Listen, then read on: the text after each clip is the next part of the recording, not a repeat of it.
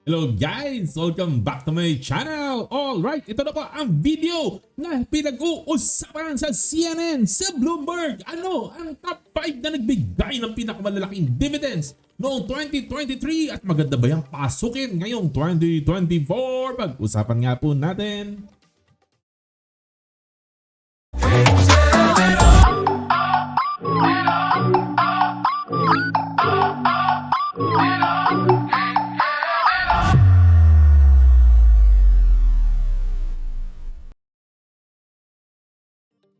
Welcome back! Ayan! Top 5 highest paying dividends noong buong 2023 at moving forward. Papasukin ba natin yan ngayon 2024? Magbibigay po tayo ng counting. Opinion lang po, no? Alright, umpisa na po natin. We will review the top 5 highest paying dividend last 2023. Are they any good for 2024? At ito yung mga dividend yield, no? Na mga top 5 stocks na pag-uusapan po natin. Ayan, ang lalaki. Ang pinakamaliit, 12%. Ang pinakamalaki, 30%. Ang laki-laki. Okay. Very, very exciting. Umpisa na po natin sa spot number 5, si GMA7 na 12.35% ang pinabigay na dividends. Ang laki-laki. 35% tong araw. Wala mo tayong makikitang ganito. Mga 2.35% na, pero 12.35%. Napakagalante. Ang lalaki talaga ng dividend yield ngayong bear market. At titingnan po natin yung pattern, no? Talagang dividend stocks po ito. Nakikita naman po natin, very, very consistent po siyang nagbibigay ng dividends. Kasi po, cash flow, talagang maganda ang free cash flow po ng company po na to, no? Dire-diretso, talagang kumikita talaga sa nagiging free cash flow po talaga ang kanilang mga earnings. Kaya nakapagbigay po sila ng magandang dividends po. At makikita nyo naman po yung pattern, improving. Ayan, no? And ano ba nagustuhan natin sa GMA7? Wala pong utang, halos wala pong utang ang company na to. Napakaganda po talaga, no? Ayan. At monopoly, alam na po natin to, wala na pong kalaban po ito, no? Ay talagang mahina na po ang mga kalaban. Talagang sila na po ang namamayagpag, no? Pagdating po talaga sa kanilang negosyo, sa kanilang industry, no? Pero may mga bakit po tayo hindi gusto sa GMA7. Ano po? Weaker revenue during national election year, guys. Dito po talaga sumisipa po, no, ang mga ganitong klase ng company kasi po namamayagpag po ang advertising pag ganitong election. At hindi lang po basta election, national election po yung 2022 at hindi po natin nagustuhan na naging weaker ang kanyang revenue, no? May sipa po ito. So, nakakapagtaka po ito at talagang hindi po maganda ang ating pakiramdam pag ganito po na national election tapos bumaba ang iyong revenue. Ay nako po, no? Ayan, yun yung hindi natin gusto dito, no? Ang tanong, ito ba ay nadidisrupt po ng mga online advertising like social media? Mas favored na ba ng mga companies na mag-advertise na lang sa mga social media po, no? And ang tanong, is this a dying industry like radio? Hindi naman po mawawala ang television, no? Katulad po ng radyo. Hindi naman po mawawala ang radyo kahit po sa 10 years, 20 years, hindi mo mawawala ang radyo. Pero of course, alam na po natin ng radio is slowly dying. This is a thing of the past. Ganun na ba ang mangyayari sa ganitong television? Or may magagawa pa po bang paraan po ito? No? Yun ang mga tanong po natin. No? At ang hindi pa po natin gusto po dito, tumataas po yung COGS nila. Cost of goods sold, no? Yung expenses po nila dito, no? Na directly affecting po yung kanilang product na ginagawa po, no? Ayan, nakikita naman po natin 6.8 tapos 4.35 po nung 2020, 2021 5.69. And then ngayon 2022, no, ang laki.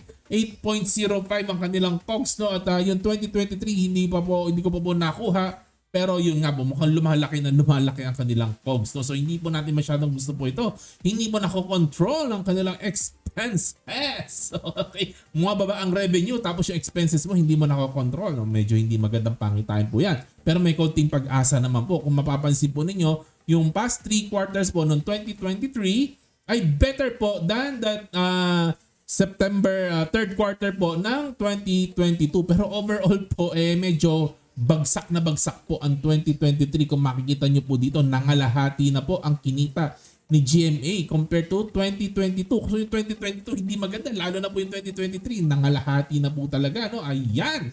Ang sabi nila, mahina daw kasi mag-ads ang mga company ngayon, no? Sabi ng Mindshare, nabasa ko sa inang pagkakatanda ko, nabasa ko ng kanilang financial report, no?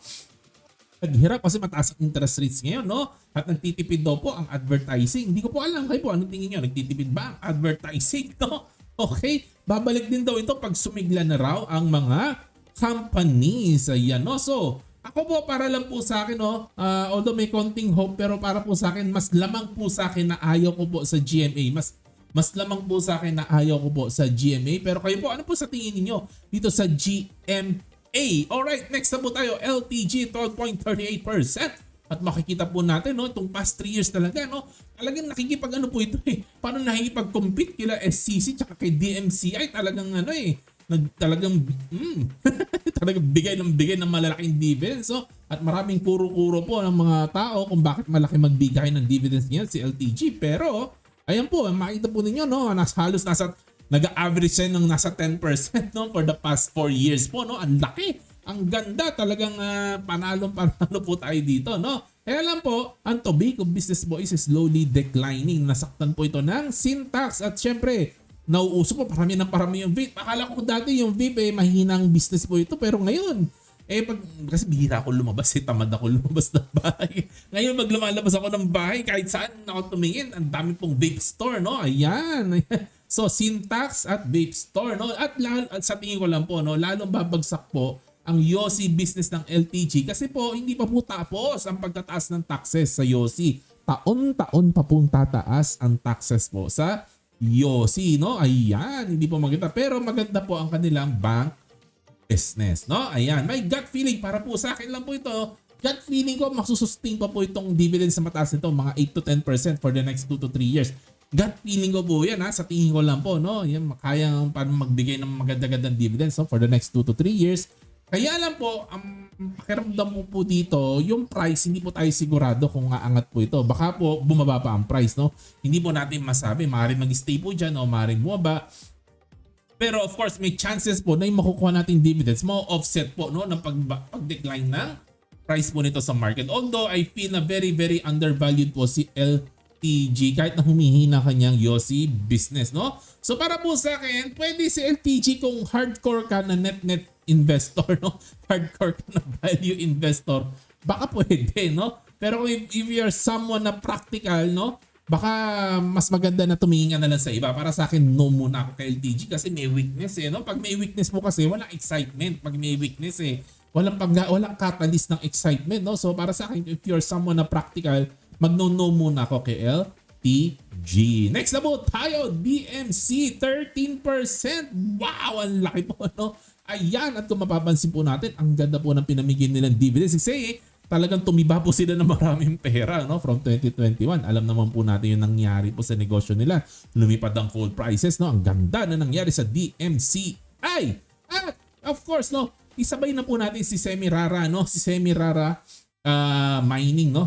SCC, no? 21.54%. Okay, bakit natin pinagsama kasi practically, no, halos the same company lang po yan, no? Para makatipid tayo ng time, daldalan, no? I-shortcut na po natin, pagsamahin na po natin si DMC at si SCC, no? At mas maganda ang bigayan po ni SCC pagdating sa dividends, no? Mas maganda itong past 3 years, mas malaki ang kanilang pinamigay. Ayan, no? At ang aking pong palagay, maraming cash, no? Yung dalawang company po na to, no? At behind the scenes, nararamdaman po natin, nakikita natin, no? Dahil maraming cash at marami silang mga rumors, maraming usapan, maraming behind the scenes. So maraming ninulutong project po ito. At marami pong insider buying na nangyayari. Mismong management, very, very confident sila, no? Ipon sila ng ipon na sarili ng stocks. Bili sila ng bili, no? Ang mga consume, bili ng sarili ng stocks, no? So saan ka ba? Ano pa mang signal ang inaantay niyo po, no? With prices ng gold po ngayon na medyo nasusustain po ang prices ng gold po ngayon, no? Mukhang hindi bababa. And also nakikita po natin, no? Mukhang ito na po yung bottom, tingin ko lang po, ito na po yata ang bottom ng presyo ng oil prices po sa ngayon, no? Sa tingin lang po natin kasi mahina pa rin ang demand ng China, no? What if no tumaas ang demand at nabuhayan ang industry sa China? Of course, kailangan pa po nito ng more coal and ganyan, no? So baka sumipa rin po ulit ng price in the future. Pero sa ngayon na medyo pahinga-pahinga ng konti ang China, mukhang nasusustain po yung coal prices po sa ngayon, no? So mukhang kayang i-maintain, no, ang 8 to 10% ng DMCI na dividend yield for Semirara. Parang kaya 10 to 12, no? Hula ko lang naman po ito. Don't take my word, no? Hula ko lang po, kaya pa po i-sustain ito, no, for the next few years, no? Para po sa akin lang po, no, yes po ako both sa Semirara at DMCI. Looks exciting and looks promising pa rin po sa akin. At ang last na pag-uusapan natin is si Mega Wide na 30.86% ang napamigay nila ng 2023. Ang laki, grabe. Halos 1/3, no? Tubong-tubo ka na po dito kay Mega Wide, no? Pero one time lang po ito, no? Kasi may nabenta po siyang asset, no? At ipinamigay po as dividends, no? Ito po, no? Yung sa Mactan Cebu na airport na ibinenta kay Aboitiz for 25 billion, no? At kung titingnan po natin ang history ng dividends, dinagdagan ko po, no, yung mga taon. At kung makikita po ninyo dito, marami po butas po ang taon na to na walang dividends po ito. So in short po, hindi po ito dividend stock. So kung kayo po ay isang dividend investor, ay kalimutan nyo na po itong si MY kasi hindi po ito dividend stock sa tingin ko lang po, no? Mukhang one time, big time lang na po yung nangyari noong 2023. Pero hindi po ito dividend stock, no? Pero as a regular stock, kung hindi po kayo strict naman sa pagiging dividend investor po ninyo, I feel malaki po ang chance na mag-earn po kayo ng malaking pera dito po kay M-Wides. You know? A few years from now, maaari po nga lumaki po ang inyong investment kung tataya po kayo kay M-Wide today. Bakit ko po nasabi? Nasa all-time low po tayo, no? Ever since nag-IPO po itong M-Wide, no? Noong 2011, nasa all-time low po. I think 6 to 7 pesos po yata nag-IPO. But sa ngayon, ang mura-mura po ni M-Wide. Kasi po, ang dami po nilang losses po nitong since pandemic. No? Kasi alam naman po natin, property sector talagang bugbog na bugbog. At sa mga value investor po dyan, kung sinusundan nyo po ang mga celebrity value investor, gustong gusto po ng mga yan ang sektor na gulping-gulpe. Kasi po parang si FPJ po, yan yung mga paborito ng mga value investor, mga tipong FPJ, yung mga binubugbog muna kasi babawi yan, no? Ayan, maghihiganti po yan. Alright? Ayun po, feeling ko po, bukang babawi po ang negosyo po nito. Marami rin po nilulutong project po ito behind the scenes, no?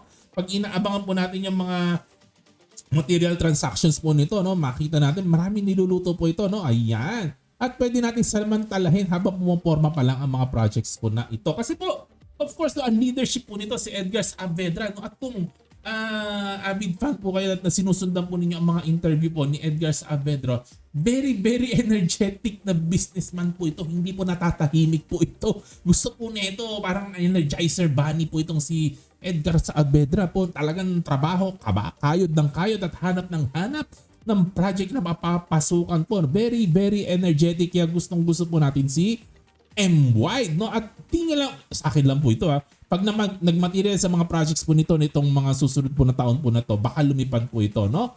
Ayan. So, para po sa akin, gusto ko pong ibodega itong si M-Wide sa ngayon po, no? So, as a summary po, gusto po natin si DMCI at si Semirara. Pass muna ako kay GMA7 at kay LTG. Si M-Wide, hindi po ito dividend stocks, pero pwede po ito kung hindi naman po kayo strict. At yun lang po ang ating daldalan. Opinion ko lang po ang lahat ng ito, no? At gusto ko rin po malaman ano po ang opinion po niyo. Please share. Okay lang po kung hindi po tayo nagkakasundo. Doon po tayo natututo pag magkakaiba po tayo ng opinion.